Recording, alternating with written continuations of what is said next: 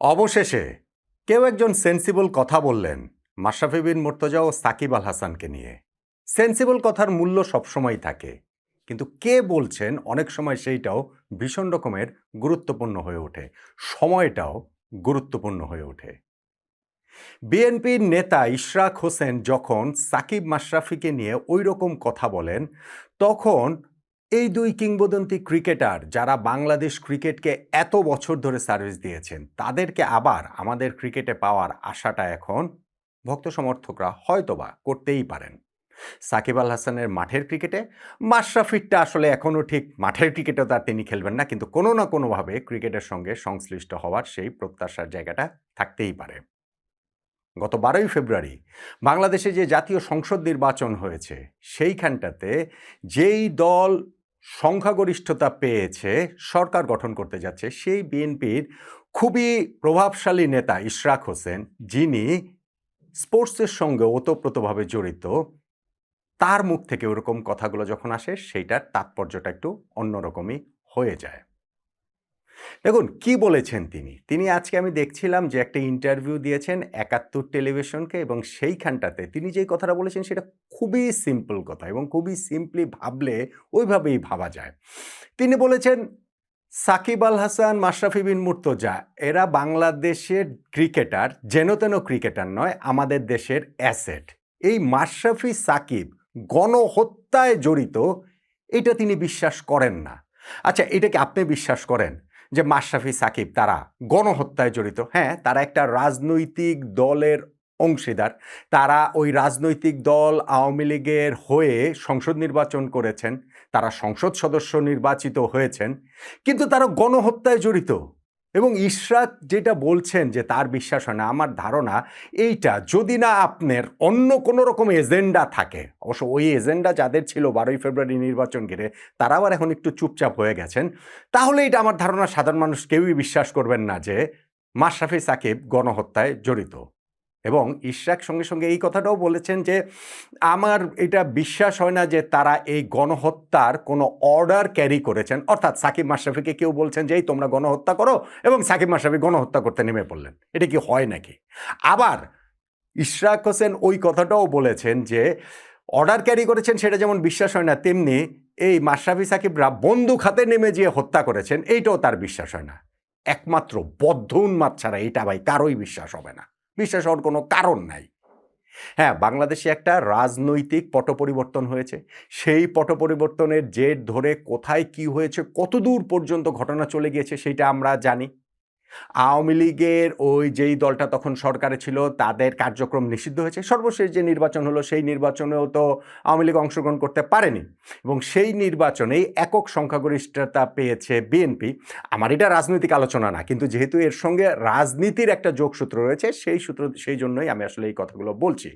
এখন ওইটার জের ধরে আপনি দেখেন যে মাশরাফি বিন মুর্তজা বাংলাদেশের ক্রিকেট ইতিহাসের সফলতম ক্যাপ্টেন, বাংলাদেশের হাজার হাজার লাখ লাখ কোটি কোটি তরুণের যিনি আদর্শ অনুপ্রেরণা, তিনি এই ১.৫ বছর সময় ধরে লোকচক্ষুর অন্তরালে রয়েছেন। সাকিব আল হাসান, যিনি বাংলাদেশের ক্রিকেট ইতিহাসের সর্বকালের সেরা ক্রিকেটার, নিঃসন্দেহে তিনি দেশে ফিরতে পারছেন না, এবং তার দেশে ফেরা নিয়ে কত রকম নাটকীয়তা হয়েছে। ওই ৫ই আগস্ট পরবর্তী সময়েও কিন্তু তিনি বাংলাদেশের জার্সি গায়ে খেলেছেন, পাকিস্তানে খেলেছেন, ভারতে খেলেছেন। যখন তিনি দেশে আসবেন, দেশে এসে শেষ একটা টেস্ট ম্যাচ খেলার ইচ্ছা পোষণ করেছেন, এবং তখনকার সরকার, অন্তর্বর্তীকালীন সরকার, এখনও সরকার বটে, এখনও তাদের সময়টা আর এই যে ২-১ দিন রয়েছে, তারপরে শেষ হয়ে যাবে, তারা ওই অনুমোদনটা দিয়েছিল সাকিবের দেশে আসার। যেই কারণে সাকিব ওই আমেরিকা থেকে পরিবারের কাছ থেকে বিদায় নিয়ে দুবাই পর্যন্ত চলে এসেছিলেন বাংলাদেশে আসার উদ্দেশ্যে, কিন্তু তারপরেই রেড সিগন্যালটা গ্রিন সিগন্যালটা ইনফ্যাক্ট রেড সিগন্যাল হয়ে গেল, সাকিব আর আসতে পারলেন না, এবং সাকিব আর বাংলাদেশের জার্সিতে খেলতে পারলেন না। এখন কিছুদিন আগে যেই ঘটনাটা ঘটেছে, ওইটা আসলে একটা ব্লাফ, ওইটা আসলে একটা নেহায়েত ভণ্ডামি। যে কি সাকিবকে বাংলাদেশের জার্সিতে আবার খেলানোর ব্যাপারে আমাদের ক্রিকেট বোর্ড আগ্রহী। তারা সিলেকশন প্যানেলকে সেরকম নির্দেশ দিয়েছে। এখন সরকারের সঙ্গে যোগাযোগের দায়িত্বটা Bangladesh cricket board president Aminul Islam Bulbul ভাইকে দেওয়া হয়েছে। কোন দিন থেকে এটা বলেছিলেন? এইটা প্রেস কনফারেন্সে অযাচিতভাবে বলে দেওয়া হলো। অযাচিত মানে নিজেরাই সেদে সেদে বলে দিয়েছেন। বোর্ডেও নিজেরাই সিদ্ধান্ত নিয়ে নিয়েছেন যেই দিন বাংলাদেশের টি-20 বিশ্বকাপ খেলাটা শেষ হয়ে গেল আনুষ্ঠানিকভাবে। ভাই, দৃষ্টিটা ঘোরানোর জন্য, এই ডাইভারশনের জন্য তারা এই কাজটা করেছেন। আমি এখন 500% নিশ্চয়তা দিয়ে বলতে পারি, আমিনুল ইসলাম বুলবুল ভাই কি সরকারের এই উচ্চ পর্যায়ের সঙ্গে গত কিছুদিনে আলোচনা করেছেন যে না, সাকিবকে দেশে ফেরানোর ব্যাপারে কি কি করা যায়? বুলবুল ভাই কার কার সাথে আলোচনা করেছেন আমাকে বলেন তো। মানে এই ঘটনাটা ঘটেছে 24শে জানুয়ারি, আজকে আমরা কথা বলছি 15ই ফেব্রুয়ারি। এই যে প্রায় 3 সপ্তাহ হলো, এই 3 সপ্তাহ বুলবুল ভাই কাদের কাদের সঙ্গে কথা বলেছেন বোর্ড থেকে যে তাকে দায়িত্ব দেওয়া হয়েছিল যে সাকিবকে দেশে ফেরানোর ব্যাপারে? আমার সিরিয়াস ডাউট রয়েছে। ওইটা শুধুমাত্র তখন দৃষ্টিটা অন্যদিকে ঘোরানোর জন্য বলছেন, এবং তখনই আমি বলেছিলাম যে ভাই, এটা পুরোটা নির্ভর করছে যে জাতীয় নির্বাচন হবার পরে কারা সরকার গঠন করে এবং সেই সরকারের মনোভাবটা কি এই সাকিব আল হাসানের ব্যাপারে, তার উপরে এটা নির্ভর করছে।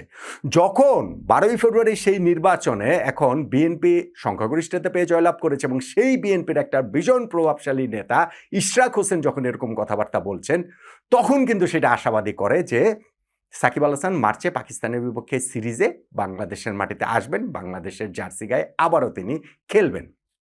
কেননা ইশরাক এটা বিএনপির নীতি নির্ধারক পর্যায়ের খুবই প্রভাবশালী একজন নেতা। তার বাবা সাদেক হোসেন খোকা, তিনিও খুবই প্রভাবশালী ছিলেন।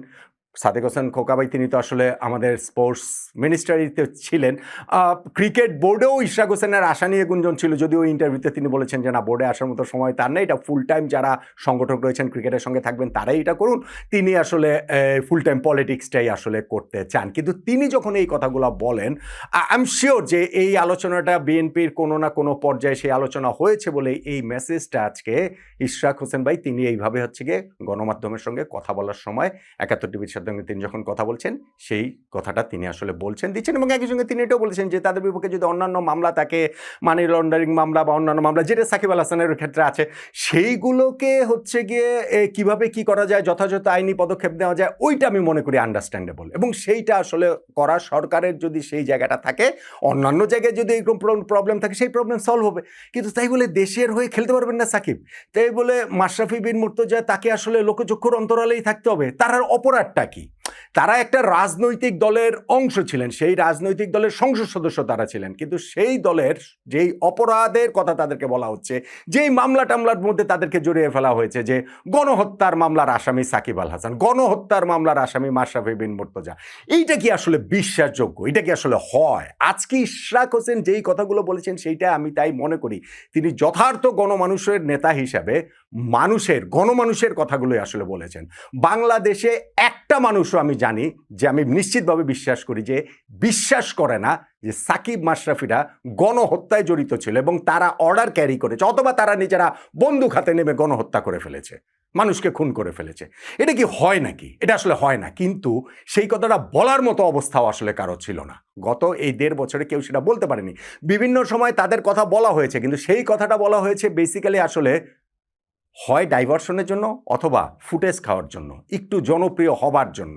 ওই যে আসিফ মাহমুদ সজীব ভুঁইয়ার সঙ্গে সাকিব আল হাসানের যে একবার টক্কর লেগে গেল, ততক্ষণে তো ওই তৎকালীন যে ক্রীড়া প্রতিমন্ত্রী আসিফ মাহমুদ সজীব ভুঁইয়া, তার অবস্থান তো নড়বড়ে হয়ে গেছে, তার বিভিন্ন দুর্নীতির অনেক কিছু খবর তো বেরিয়ে গেছে।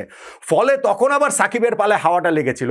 তখন কেউ এটার কথা বলেছেন বটে, কিন্তু সেইটা জনপ্রিয়তার পালে হাওয়া দেওয়ার জন্যই তারা বলেছেন, কিন্তু এরকম সেন্সিবল কথাটা বলেননি।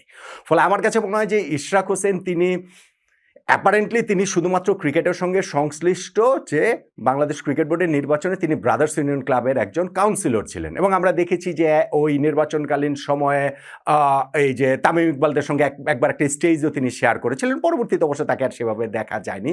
কিন্তু ভবিষ্যৎ বাংলাদেশের ক্ষেত্রে রাজনীতির যে মেরুকরণের জায়গাটাতে আমরা এসে দাঁড়িয়েছি, সেইখানটাতে আমার কাছে মনে হয় যে ইশরাক হোসেনের এই কথাগুলোর আলাদা গুরুত্ব রয়েছে, আলাদা তাৎপর্য রয়েছে। এই কথাটাকে অনেকেই হয়তো বলতে পারছিলেন না, বা বললেও হয়তো বা প্রকাশ করতে পারছিলেন না।